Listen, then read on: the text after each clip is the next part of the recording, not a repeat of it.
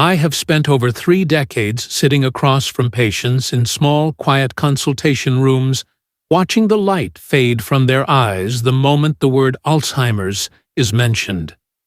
It is a moment that never gets easier, not because of the diagnosis itself, but because of the crushing weight of misinformation that patients carry into my office. For years, I have seen intelligent, vibrant individuals in their 60s and 70s give up on their future before the disease even has a chance to take hold. All because they believe in myths that have been repeated so often they are now accepted as absolute truth. Today, I am standing before you, not just as a doctor, but as someone who is deeply concerned about how these lies are robbing millions of people of their hope and their ability to protect their brains. We are going to peel back the layers of these dangerous misconceptions and replace them with the hard, cold, yet surprisingly hopeful reality of modern neuroscience. If you have ever felt that chilling fear when you couldn't find your car keys or forgot a neighbor's name, wondering if your mind is beginning to slip away forever, then this conversation is specifically for you. It is time we stop living in a shadow of fear and start acting with the power of scientific certainty.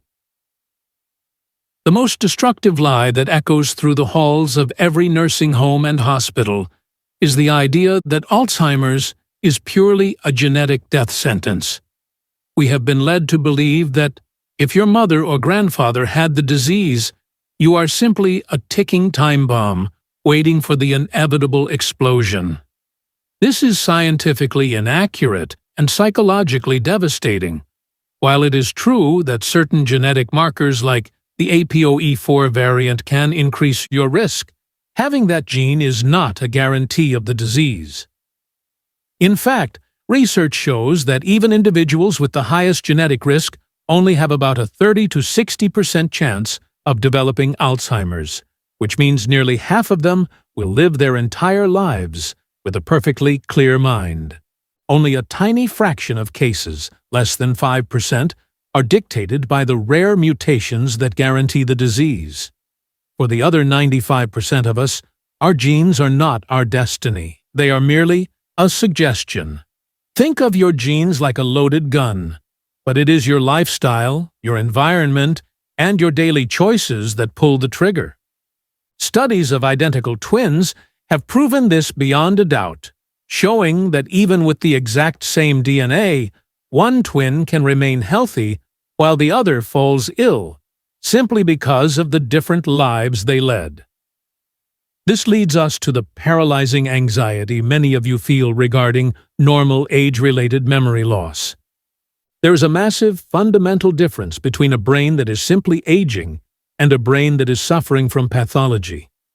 As we cross the 50-year mark, our processing speed naturally slows down, much like an older computer with a hard drive full of decades of data.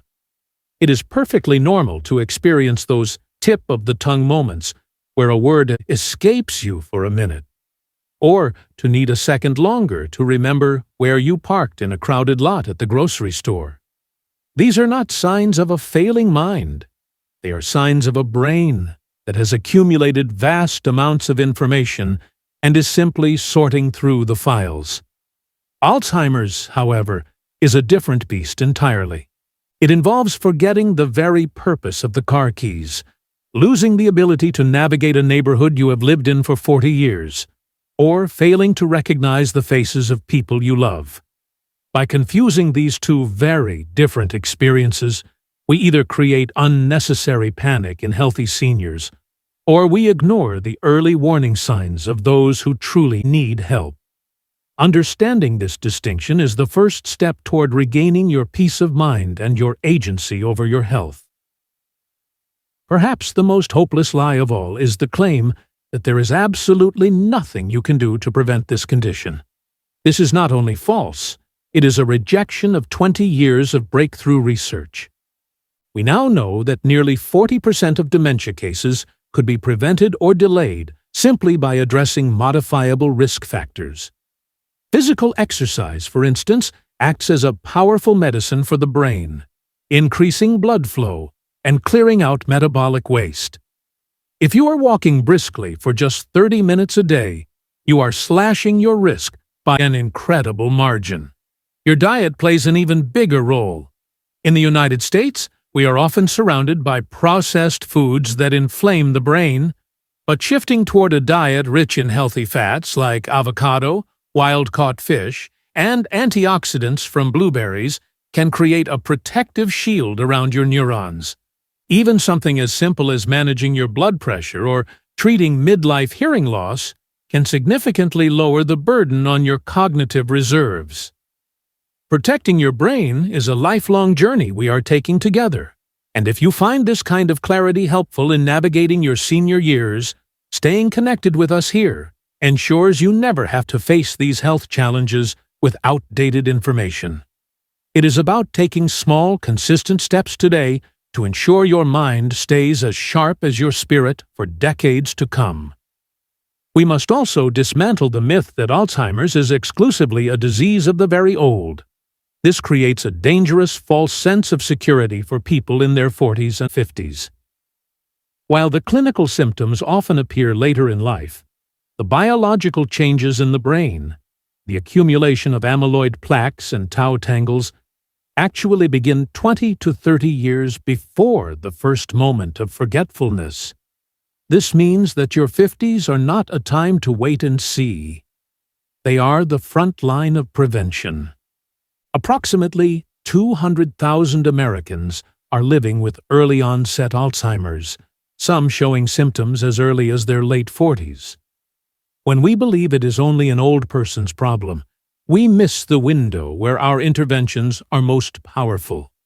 We often see people in their middle years dismissing brain fog as stress or menopause, when it could be the very beginning of a neurological shift that requires immediate attention. By the time someone reaches 80, much of the damage is already done. The goal is to catch the fire while it is still a small spark, and that requires us to be vigilant and proactive long before we feel old. Another point of massive confusion is the tendency to label every form of memory loss as Alzheimer's. In reality, there are over 100 different types of dementia, and many of them are not Alzheimer's at all. Vascular dementia, for example, is caused by tiny strokes and issues with blood flow, requiring a completely different medical approach focused on heart health. There are even conditions that mimic dementia but are entirely reversible, such as severe vitamin B12 deficiencies, thyroid imbalances, or even side effects from common medications. When we slap the Alzheimer's label on everything, we rob patients of the chance to receive a targeted treatment that could actually restore their function. I have seen patients who were written off as lost causes who suddenly regained their clarity once their underlying nutritional or hormonal issues were corrected. This is why a precise, comprehensive diagnosis is so critical. You cannot fight an enemy if you do not even know its name. There is also a growing cynicism regarding medications for Alzheimer's, with many people claiming they simply do not work. While it is true we do not have a total cure yet, saying they are useless is a gross oversimplification that hurts patients. Drugs like donepezil or memantine do not stop the disease, but, for many, they can stabilize cognitive function for an extra 6 to 12 months. In the life of a senior and their family, that extra year of being able to hold a conversation, recognize a grandchild, or manage their own home is an invaluable gift. Furthermore, we are entering a new era with drugs that actually target the underlying biology of the disease, like the newer monoclonal antibodies. They are not miracles, and they come with risks, but they represent the first real cracks in the wall of this disease. Rejecting all pharmacological help out of fear or skepticism often leaves patients without a vital umbrella during a long, difficult storm. The most heartbreaking lie, however, is the idea that a diagnosis means your life is over. This social death is often more painful than the physical symptoms. I have patients who, years after their diagnosis, are still painting beautiful landscapes, gardening, and enjoying rich emotional connections with their spouses. The brain is remarkably resilient, and even as some pathways close, others can remain open for a very long time. When families withdraw emotionally because they think the person is already gone, they create a self-fulfilling prophecy of decline. The truth is that a person with Alzheimer's is still a person with a history, a soul, and a capacity for joy. We need to shift our focus from what is being lost to what remains. With the right support, creative adaptations, and a community that refuses to stigmatize them, individuals can live deeply meaningful lives long after their diagnosis. We must also be extremely cautious about the miracle cures sold in the dark corners of the internet. From coconut oil to expensive, unregulated supplements claiming to regrow brain cells, the world of alternative medicine is full of predators targeting the desperate. While things like omega-3 fatty acids and vitamin D are excellent for general brain health, there is no supplement on Earth that has been scientifically proven to reverse Alzheimer's. Chasing these fantasies often causes families to waste thousands of dollars and, more importantly, lose precious time that could have been spent on proven medical interventions and lifestyle changes. Science is slow and meticulous for a reason. It seeks the truth, not a quick profit. Relying on evidence-based medicine is the only way to truly protect your future. As we look toward the future, many people are pinning their hopes on simple blood tests for a quick diagnosis. While blood biomarkers are a revolutionary step forward, they are not a standalone solution yet. A positive blood test does not always mean you have the disease today, and a negative one doesn't always mean you are in the clear. A real diagnosis still requires a neurologist to look at the whole picture: your history, your physical symptoms, and sophisticated imaging. We cannot let the convenience of a lab test replace the wisdom of clinical evaluation. Finally, the most dangerous lie is thinking that if you feel fine now, you don't need to worry. Your brain is your most precious asset, and it requires maintenance long before it starts to fail. The window of opportunity to build a cognitive reserve is right now, while you are healthy and capable. I want you to take a moment and think about the information we have discussed. How many of these myths have you heard repeated by friends or even other professionals? Which of these lies has caused you the most sleepless nights?